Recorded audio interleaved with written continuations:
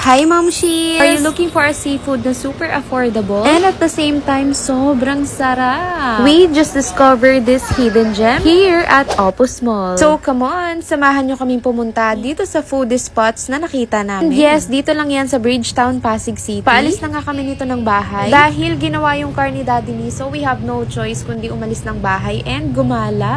Super maamoy talaga no, naabot talaga hanggang dun sa kwarto. Kaya naman kailangan naming umalis ng bahay talaga. Isip nga namin na iwan na lang sa tita niya pero hindi. Kailangan naming huminga once in a while dahil palagi nga kaming nasa bahay. And look at that, sobrang ganda talaga ng CR dito sa Opus Mall. As in, mapapa-mirror shot ka na lang din talaga. And fit check na rin. Say hello to my baby Lou.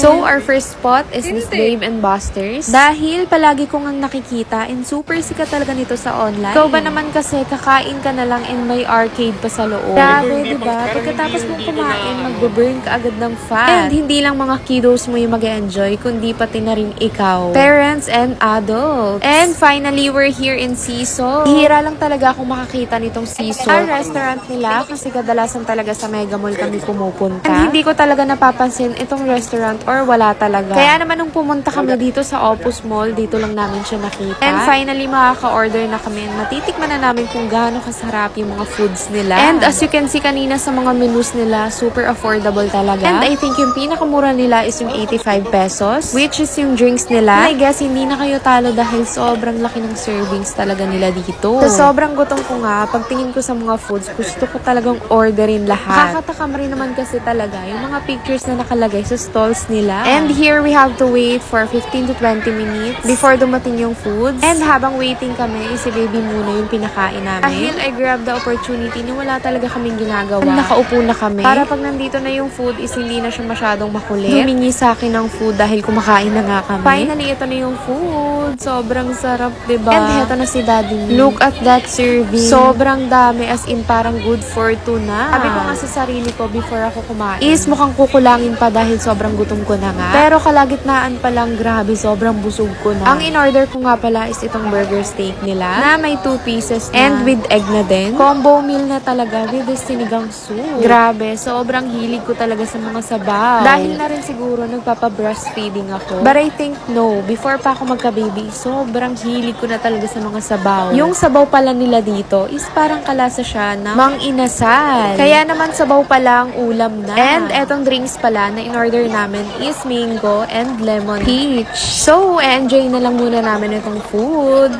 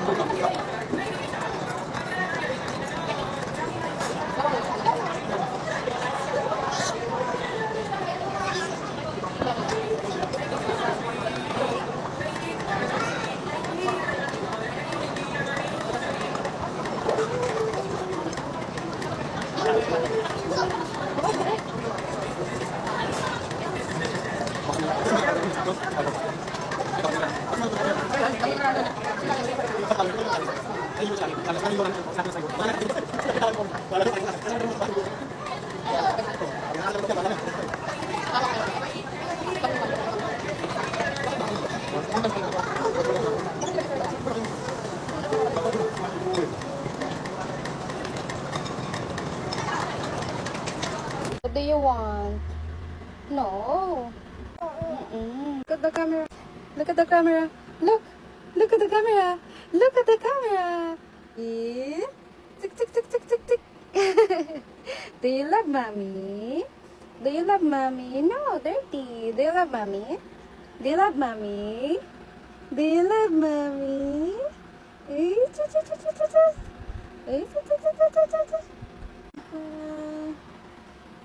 Ezekiel mahal mahal. Ezekiel mahal mahal.